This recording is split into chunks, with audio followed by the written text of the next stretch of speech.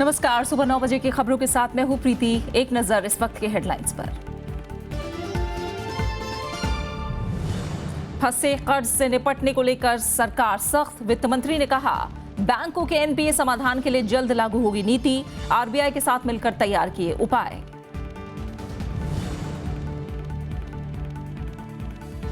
आपदा पीड़ित 10 राज्यों को 5,021 करोड़ रुपए की सहायता। गृह मंत्री की अध्यक्षता वाली उच्च स्तरीय समिति का फैसला। किसान कर्ज माफी पर भेदभाव नहीं करने का भरोसा। उत्तराखंड में मंत्रियों में विभागों का बंटवारा। मुख्यमंत्री त्रिवेंद्र रावत रखेंगे गृह और लोक निर्माण समेत 40 विभाग। सतपाल महाराज को बाढ़ नियंत्रण और पर्यटन, यशपाल आर्य के जिम्मे परिवहन और समाज कल्याण मंत्रालय।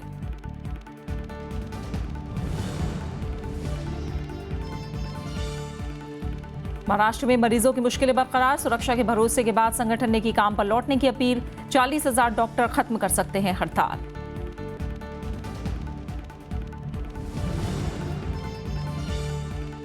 लीबिया तट के पास करीब 250 प्रवासियों की डूबने की आशंका। इटली कोस्ट गार्ड ने की 5 लोगों की मौत की पुष्टि। 2 नौकाओं में सवार होकर जा रहे थे यूरोप। सरकार बैंकों के फंसे हुए बड़े कर्जों की समस्या यानी एनपीए से निपटने के उपायों को लेकर जल्द ही घोषणा करेगी। वित्त मंत्री अरुण जेटली ने गुरुवार को कहा कि इन उपायों को भारतीय रिजर्व बैंक के साथ मिलकर तैयार किया गया है। एक कार्यक्रम को संबोधित करते हुए वित्त मंत्री ने कहा कि अगले कुछ दिनों में सरकार और आरबीआई की तरफ से किए गए नीतिगत फैसले की जानकारी दे दी जाएगी। उन्होंने उम्मीद जताई कि इन उपायों के बाद फंसे हुए कर्जों का समाधान करने में मदद मिलेगी। अरुण जेटली ने बताया कि मोटा कर्ज लेकर नहीं चुकाने वालों में ज्यादा से ज्यादा 50 कंपनियां शामिल हैं। एनपीए के मुद्दे पर आरबीआई के गवर्नर उर्जित पटेल और अन्य वरिष्ठ अधिकारियों के वित्त मंत्री की बैठक हुई थी। वित्त मंत्री अरुण जेटली ने कहा है कि केंद्र किसानों के कर्ज माफी को लेकर राज्यों के साथ भेदभाव नहीं करेगी। राज्यसभा में आम बजट पर कल चर्चा का जवाब देते हुए उन्होंने भरोसा दिलाया। साथ ही उन्होंने नोटबंदी और जीएसटी से देश की अर्थव्यवस्था को मजबूती मिलने का दावा किया। आम बजट पर गुरुवार को राज्यसभा में चर्चा का जवाब वित्त मंत्री अरुण जेटली ने दिया। उन्होंने नोटबंदी के फैसले का बचाव किया। उन्होंने कहा कि इससे आने वाले समय में अर्थव्यवस्था को मजबूती मिलेगी। एक बहुत बड़ा झटका जो ये शैडो इकोनॉमी थी उसको लगा है और आने वाले कल में इस पूरे डिजिटाइजेशन के अभियान से फॉर्मल इकोनॉमी का साइज बढ़ेगा। ये आपने ठीक कहा कि इनफॉर्मल इकोनॉमी के कुछ सेक्टर्स हैं जहां कुछ समय तकलीफ आएगी, लेकिन वो इनफॉर्मल इकोनॉमी धीरे धीरे फॉर्मल इकोनॉमी के साथ इंटीग्रेट होगी। उन्होंने जीएसटी पर सहयोग के लिए सभी राज्य सरकारों की तारीफ की। साथ ही जीएसटी से देश को होने वाले फायदे का जिक्र भी किया। हर असेसी को 4 से लेकर 8 तक असेसिंग अथॉरिटीज के सामने हर साल जाना पड़ता है। आज उस असेसी को केवल एक टैक्स लगेगा और एक अथॉरिटी के साथ उसका इंटरफेस होगा। वित्त मंत्री ने किसानों के कर्ज पर किसी एक राज्य को मदद देने से इनकार किया। उन्होंने कहा कि राज्यों से कोई भेदभाव नहीं होगा। हालांकि राज्य चाहे तो वो अपने संसाधनों से किसानों की मदद कर सकते हैं। कई प्रकार की सहायता देते हैं, वो देते रहेंगे। किसी राज्य के पास अपनी क्षमता होती है अपने साधनों से और वो उस दिशा में आगे बढ़ना चाहता है, वो उस राज्य को उसके लिए अपने साधन ढूंढने पड़ेंगे। ये परिस्थिति नहीं आएगी कि केंद्र एक राज्य की सहायता करेगा और दूसरे की नहीं करेगा। राज्यसभा में विनियोग विधेयक 2017 और विनियोग संख्यांक 2 विधेयक 2017 को भी विचार के बाद लौटा दिया गया। विशाल दैया, राज्यसभा टीवी। केंद्र सरकार ने कई तरह की प्राकृतिक आपदाओं से पीड़ित 10 राज्यों के लिए 5,021 करोड़ रुपए की सहायता राशि मंजूर की है। इन 10 राज्यों में आंध्र प्रदेश, असम, बिहार, हिमाचल प्रदेश, कर्नाटक, मणिपुर, राजस्थान, तमिलनाडु, तेलंगाना और उत्तर प्रदेश शामिल हैं। गुरुवार को गृह मंत्री राजनाथ सिंह की अध्यक्षता वाली उच्च स्तरीय समिति ने अंतर मंत्रालय केंद्रीय दल के प्रस्तावों पर इन राज्यों को मदद देने को मंजूरी दी। इस दल ने बाढ़, भूस्खलन, बादल फटने, ओलावृष्टि, चक्रवात और सूखा प्रभावित राज्यों का दौरा किया था। समिति ने अंतर मंत्रालय केंद्रीय दल की रिपोर्ट के आधार पर दिए गए प्रस्तावों की जांच करने के बाद ये मंजूरी दी है। कुल 5,020 करोड़ 64 लाख रुपए की राशि मंजूर की गई है, जिसमें से 4,979 करोड़ 97 लाख रुपए राष्ट्रीय आपदा प्रतिक्रिया कोष से दिए गए हैं। बाकी के 40 करोड़ 67 लाख रुपए राष्ट्रीय ग्रामीण पेयजल कार्यक्रम से दिए गए हैं। केंद्र सरकार गेहूं पर आयात शुल्क फिर लगाने पर विचार कर रही है ताकि देश में फसल के बम्पर उत्पादन के बाद किसानों के हितों की सुरक्षा की जा सके। राज्यसभा में तमाम दलों के सांसदों ने सरकार से आयात शुल्क फिर लगाने की अपील की। इस बार गेहूं का पैदावार। राज्यसभा में खाद्य आपूर्ति मंत्री रामविलास पासवान ने कहा कि बीते कुछ सालों में गेहूं की फसलों को नुकसान के मद्देनजर सरकार ने आयात शुल्क चरणबद्ध तरीके से हटाया था। हालांकि उन्होंने भरोसा दिलाया कि सरकार इसे फिर से लागू करने पर विचार कर रही है। उन्होंने एहतियातन इस मामले पर जल्दबाजी नहीं करने की बात कही। उन्होंने जानकारी दी कि इस साल करीब 966 लाख टन फसल की पैदावार हुई है और 65 लाख टन का भंडार पहले से ही है। हम लोग सिर्फ वेट कर रहे थे कि अभी मार्केट में आ रहा है, कहीं ऐसा ना हो कि कभी बारिश हो जाए, कभी ओला पड़ जाए और फिर संकट आ जाए। इसलिए जो आपने कहा है इंपोर्ट ड्यूटी क्या कहते हैं बढ़ाने का मामला, वो सरकार के विचाराधीन है और तुरंत हम लोग निर्णय लेने जा रहे हैं। इससे पहले शून्यकाल में समाजवादी पार्टी सांसद रामगोपाल यादव समेत कई सांसदों ने आयात शुल्क हटाने से किसानों को नुकसान होने का मुद्दा उठाया। विपक्षी सांसदों ने आयात शुल्क हटाने के सरकार के फैसले की निंदा की। इन सांसदों का कहना है कि ये फैसला किसान विरोधी होने के साथ ही देश हित में नहीं है। गुजरात और मध्य प्रदेश में किसान मिनिमम सपोर्ट प्राइस जो 1625 रखा है उससे बहुत कम दाम पर अपना गेहूं बेचने को विवश है। इसकी वजह से सिर्फ महाराष्ट्र में 119 किसानों ने आत्महत्या की है। कई प्रदेशों में जो आत्महत्या की है उसका एकमात्र कारण है पैदावार अच्छी है, बरसात अच्छी है। तो इसलिए मैं इस बात से सहमत हूँ और तत्काल सरकार को इंपोर्ट ड्यूटी हटाना चाहिए। भारत दुनिया का दूसरा सबसे बड़ा गेहूं उत्पादन देश है। पिछले साल बाजार में गेहूं के बेतहाशा बढ़े दामों के मद्देनजर सरकार ने गेहूं पर लग रहे 25% आयात शुल्क को सितंबर 2016 में घटाकर 10% कर दिया था। पिछले साल दिसंबर में गेहूं पर लगा 10% का आयात शुल्क हटा लिया गया था। तब से करीब 55 लाख टन गेहूं आयात किया जा चुका है। किसानों को आशंका है कि अगर यही स्थिति बनी रही तो उन्हें कटाई के लिए तैयार खड़ी गेहूं की फसल का उचित मूल्य नहीं मिल पाएगा। प्रीति मिश्रा, राज्यसभा टीवी। केंद्रीय कानून मंत्री रविशंकर प्रसाद ने कहा कि चुनाव में ईवीएम मशीनों का इस्तेमाल पूरी तरह सुरक्षित है और विपक्ष को इस पर सवाल नहीं उठाना चाहिए। उन्होंने देश में लोकसभा और विधानसभा चुनाव एक साथ कराने की हिमायत करते हुए कहा कि चुनाव में स्टेट फंडिंग पर अमल करना बेहद मुश्किल है। चुनाव सुधार पर चली लंबी चर्चा में विपक्ष ने सबसे ज्यादा सवाल ईवीएम पर पूछे। कानून मंत्री रविशंकर प्रसाद ने विपक्ष के आरोपों को खारिज करते हुए कहा कि चुनाव में हार जीत जनता तय करती है और इसमें ईवीएम की कोई भूमिका नहीं होती। हम बिहार हार गए, शरद जी आप जीत गए, हम दिल्ली भी हार गए, लेकिन जिस समय माननीय नीतीश कुमार जीत रहे थे आपके कंधे और लालू जी के कंधे पर, तो उस समय क्या ईवीएम ठीक था और आज खराब हो गया? इस सवाल का जवाब आपको देना पड़ेगा। उन्होंने बताया कि सुरक्षा कारणों से ईवीएम मशीन और उपकरण सिर्फ देश के 4 पीएसयू में बनते हैं और वीवीपीएटी मशीनों की उपलब्धता बढ़ाई जा रही है। उन्होंने ईवीएम की खूबियां भी गिनाई। मंत्री के जवाब पर कई सांसदों ने स्पष्टीकरण भी मांगे। विपक्ष ने सुझाव दिया कि गुजरात और हिमाचल में होने वाले विधानसभा चुनाव अब पूरी तरह वीवीपीएटी से कराए जाने चाहिए। 2014 के इलेक्शन से लेकर आज तक 3 साल हुए, आपने पैसा बंद कर दिया। फेज मैनर में आएंगी कहां मशीन्स? पूरे इलेक्शंस के लिए मशीन कहां से आए? आज पूरा उत्तर प्रदेश, आप बार बार कह रहे हैं कि मैंने बड़ा अच्छा काम कर दिया, इसलिए उत्तर की प्रदेश की जनता आज ठगा महसूस कर रही है। जिसने वोट डाला है उसको लग रहा है कि हमारा वोट कहां गया, डाला कहां था और गया कहां है। जो मीडिया है उसके मामले में जो हालात हैं, पेड न्यूज़ से लेकर के हर तरह की, इसके मामले में कोई पूरी ऑल पार्टी मीटिंग बुला करके मीडिया के लोगों को भी बुला लीजिए आप। सरकार की ओर से जवाब में साफ किया गया कि देश में एक साथ चुनाव पर बहस जरूरी है और आम सहमति बनाने की कोशिश की जानी चाहिए। हालांकि ईवीएम पर सरकार के जवाब से कई दल असंतुष्ट दिखे और इसी के चलते Congress, BSP, JDU, Samajwadi party ने सदन से वॉकआउट भी किया। पंचानन मिश्रा, राज्यसभा टीवी। वित्त मंत्री अरुण जेटली ने कहा है कि जनता के पैसे खर्च करने का अधिकार सिर्फ संसद को है।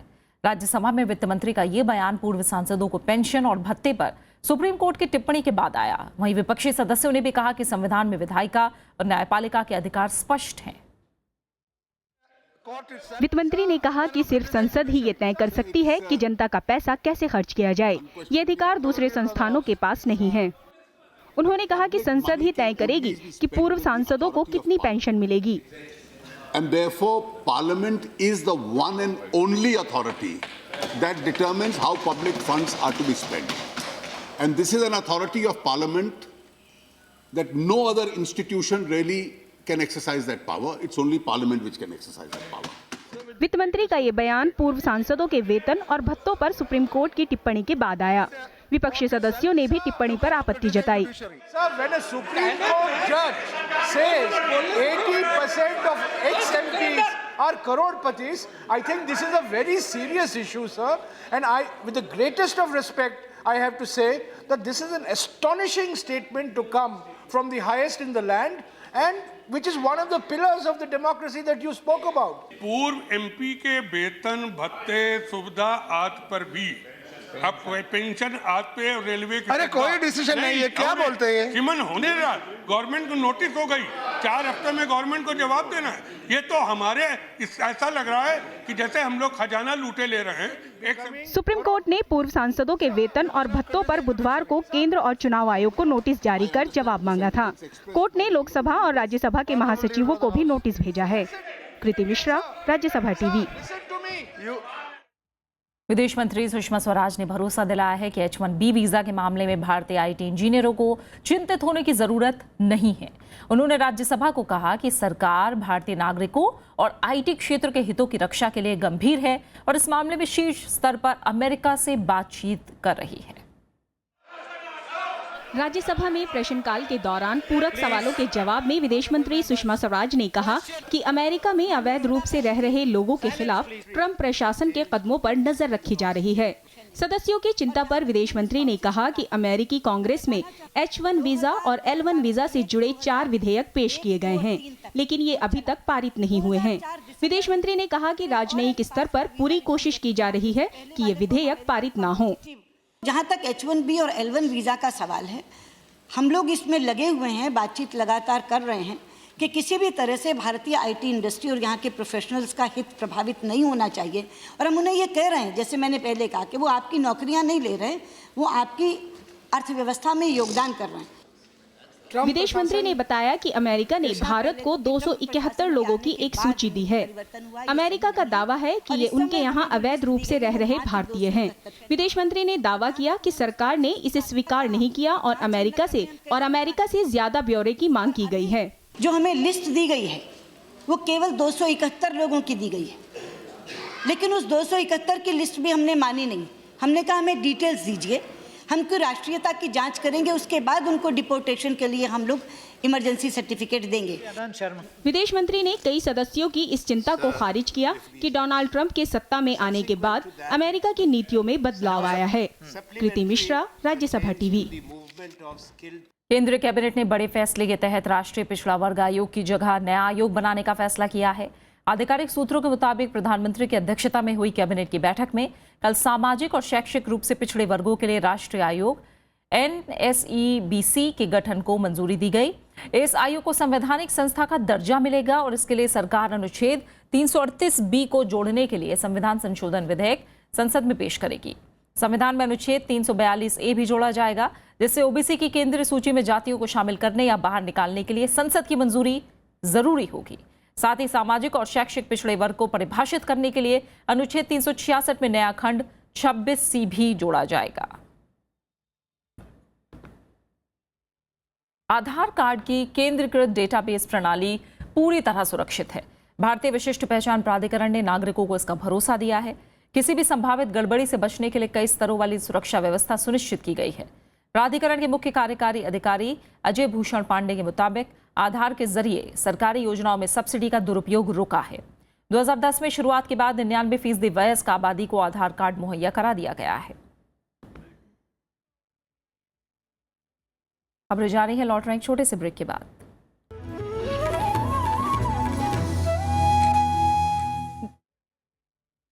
चुनाव आयोग ने अन्ना द्रमुक के दोनों गुटों को नया चुनाव निशान दिया है। पार्टी चुनाव निशान जब्त होने के बाद शशिकला गुट को टोपी चुनाव चिन्ह और पनीरसेल्वम गुट को बिजली का खंभा निशान मिला है। वहीं चेन्नई के आरके नगर विधानसभा सीट पर उपचुनाव के लिए कई अहम उम्मीदवारों ने नामांकन किया। अन्ना द्रमुक का चुनाव चिन्ह जब्त होने के बाद पार्टी के दोनों गुटों को चुनाव आयोग ने नया नाम और चुनाव चिन्ह दिया है।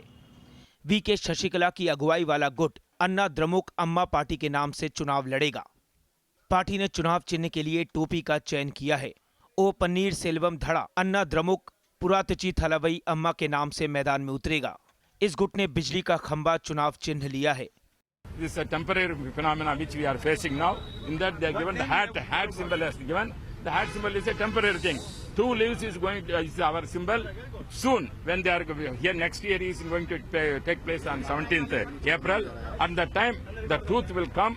We will restore the glory of 2 leaves symbol very soon. We are trying legal measures, constitutional measures in order to get this repossessed. EC has given time till 17th of April to submit more affidavits. अन्ना द्रमुक के दोनों गुटों ने party और चुनाव चिन्ह पर दावा जताते हुए चुनाव आयोग में याचिका दी थी। इस पर बुधवार को पूरे दिन सुनवाई हुई। सुनवाई के बाद आयोग ने कहा कि दोनों गुटों के दावे पर फैसले के लिए अभी वक्त कम है। इसके बाद आयोग ने नाम और चुनाव चिन्ह जब्त करने का आदेश दिया। डीएमके ने इस फैसले का स्वागत किया है। It's a welcome decision by the Election Commission. It sends a message that anything illegal will backfire. I would say yes, it is advantageous to the DMK party. उधर आरके नगर विधानसभा उपचुनाव के लिए गुरुवार को नामांकन का आखिरी दिन था। शशिकला गुट की तरफ से पार्टी के उप महासचिव टीटीवी दिनाकरन ने नामांकन किया।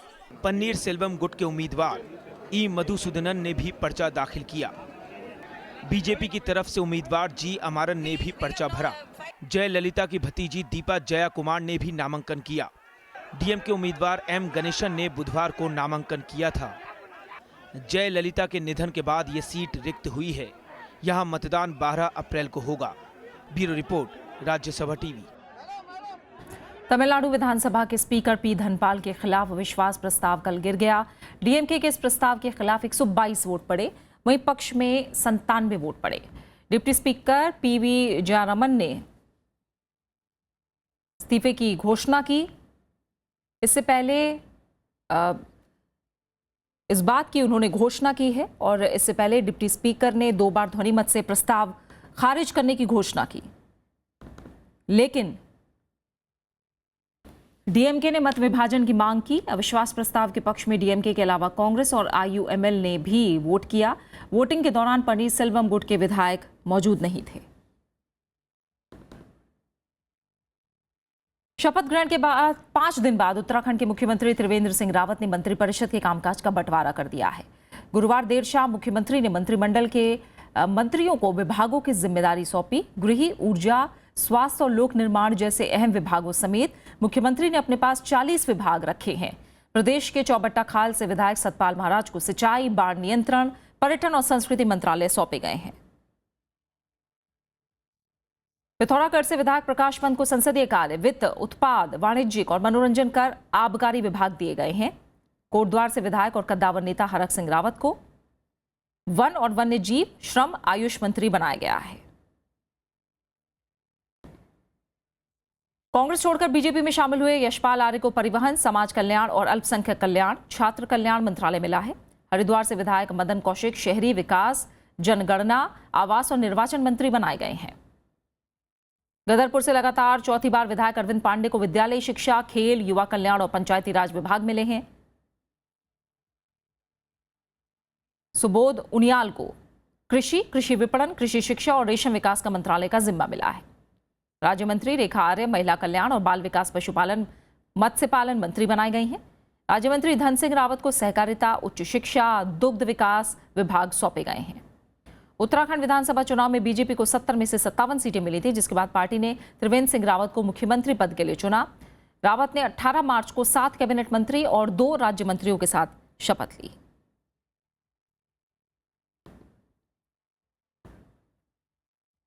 बीजेपी विधायक प्रेमचंद्र अग्रवाल ने उत्तराखंड विधानसभा अध्यक्ष का कार्यभार संभाल लिया है। अग्रवाल को इस पद के लिए निर्विरोध चुना गया था। किसी भी विधायक ने उनके खिलाफ नामांकन नहीं किया।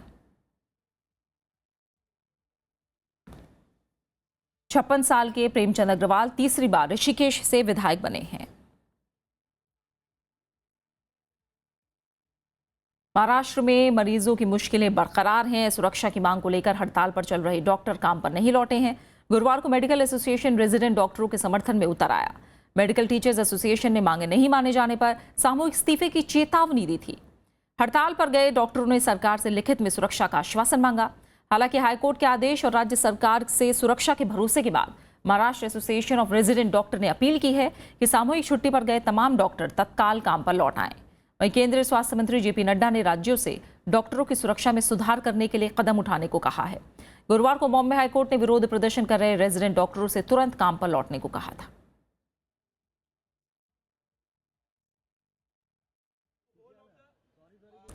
अपने आदेश में कोर्ट ने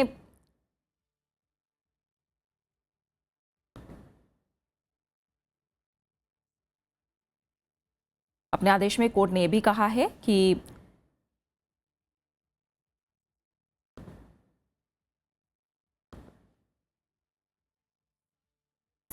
कश्मीर पर पाकिस्तानी उच्चायुक्त अब्दुल बासित के बयान पर भारत ने कड़ी प्रतिक्रिया दी है। विदेश मंत्रालय ने कहा कि उनकी टिप्पणियां राजनयिक गरिमा के अनुरूप नहीं हैं और ये देश के अंदरूनी मामलों में हस्तक्षेप के बराबर हैं।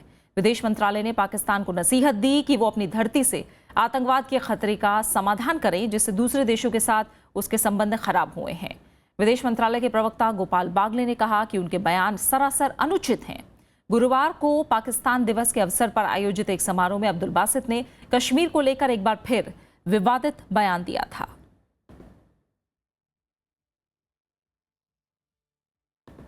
ब्रिटिश संसद के बाहर हुए आतंकी हमले के एक दिन बाद संसद की कार्रवाई फिर शुरू हो गई। प्रधानमंत्री थेरेसा मे ने संसद को संबोधित करते हुए कहा कि आतंकवाद की जड़ों को मजबूत नहीं होने दिया जाएगा। हमले में मारे गए लोगों को दुनिया भर में श्रद्धांजलि दी जा रही है। गुरुवार को संयुक्त राष्ट्र की बैठक और ब्रिटिश संसद में मौन रखकर हमले में मारे गए लोगों को श्रद्धांजलि दी गई। स्थानीय पुलिस हमले में शामिल लोगों को पकड़ने में जुटी है। बर्मिंघम में कड़ी सुरक्षा के बीच लगातार छापेमारी जारी है। पुलिस ने 8 संदिग्धों को गिरफ्तार भी किया है। बुधवार को हमले में 3 लोगों की मौत हो गई थी, जबकि गंभीर रूप से घायल एक शख्स ने इलाज के दौरान दम तोड़ दिया। सुरक्षा बलों ने हमलावर को भी मार गिराया था। आतंकी संगठन IS ने हमले की जिम्मेदारी ली है। United Nations stands with the people of the United Kingdom, as we do with all those who have suffered from the menace of terrorism around the world. Our thoughts are with the victims and their families. भूमध्य सागर में नाव डूबने से करीब 250 अफ्रीकी प्रवासियों के मारे जाने की आशंका है। ये प्रवासी 2 नौकाओं में सवार होकर यूरोप जा रहे थे।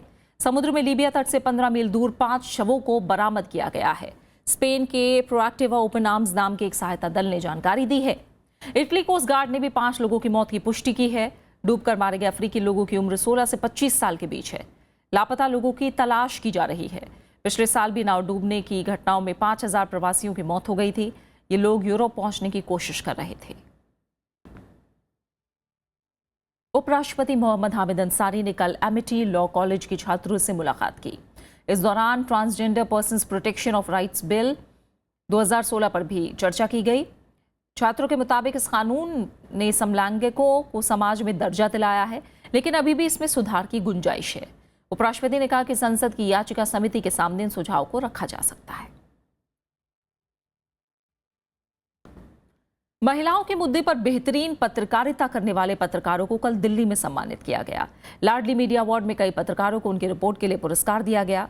इस मौके पर कई मशहूर हस्तियां मौजूद थीं।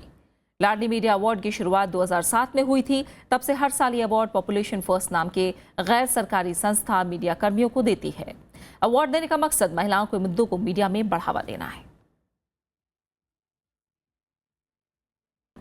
बात क्रिकेट की। भारत ऑस्ट्रेलिया के बीच 4 मैचों की सीरीज का आखिरी मुकाबला कल धर्मशाला में खेला जाएगा, लेकिन भारतीय टीम के कप्तान विराट कोहली ने नेट प्रैक्टिस नहीं की।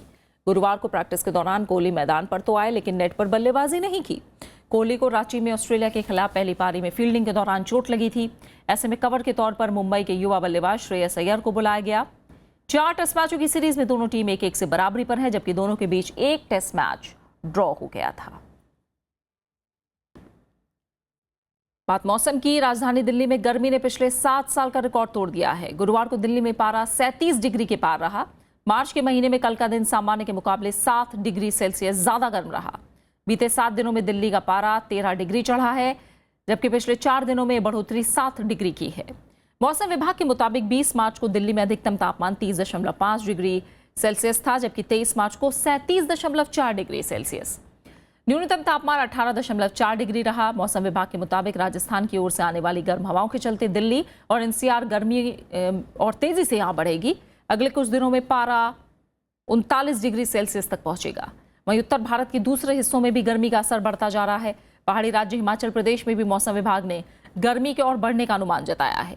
गुरुवार को ऊना में 35.2 डिग्री सेल्सियस तापमान दर्ज किया गया, जबकि सुंदरनगर में पारा 30 के पार रहा। शिमला में पारा फिलहाल 24 डिग्री से नीचे है, जो सामान्य से 4 से 8 डिग्री ज्यादा है।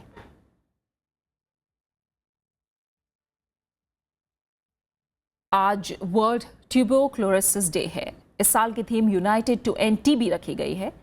दुनिया के करीब 21% टीबी के रोगी भारत में हैं। देश में हर साल 22 लाख लोग टीबी से पीड़ित होते हैं। हर 3 मिनट में टीबी से 2 लोगों की मौत हो जाती है।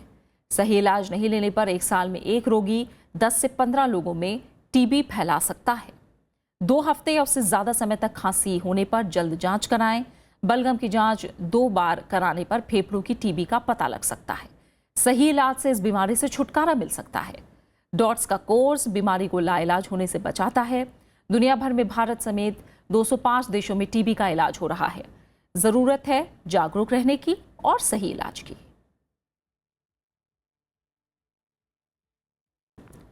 और अब आखिर में हेडलाइंस। फंसे कर्ज से निपटने को लेकर सरकार सख्त। वित्त मंत्री ने कहा, बैंकों के एनपीए समाधान के लिए जल्द लागू होगी नीति। आरबीआई के साथ मिलकर तैयार किए उपाय। आपदा पीड़ित 10 राज्यों को 5,021 करोड़ रुपए की सहायता। गृह मंत्री की अध्यक्षता वाली उच्च स्तरीय समिति का फैसला। किसान कर्ज माफी पर भेदभाव नहीं करने का भरोसा। उत्तराखंड में मंत्रियों में विभागों का बंटवारा। मुख्यमंत्री त्रिवेंद्र रावत रखेंगे गृह और लोक निर्माण समेत 40 विभाग। सतपाल महाराज को बाढ़ नियंत्रण और पर्यटन, यशपाल आर्य के जिम्मे परिवहन और समाज कल्याण मंत्रालय। महाराष्ट्र में मरीजों की मुश्किलें बरकरार। सुरक्षा के भरोसे के बाद संगठन ने की काम पर लौटने की अपील। डॉक्टर खत्म कर सकते हैं हड़ताल।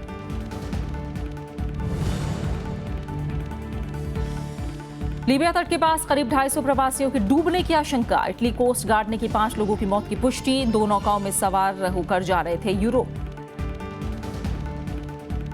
फिलहाल सुबह 9 बजे की खबरों में इतना ही। आगे देखिए मैं भी भारत। नमस्कार।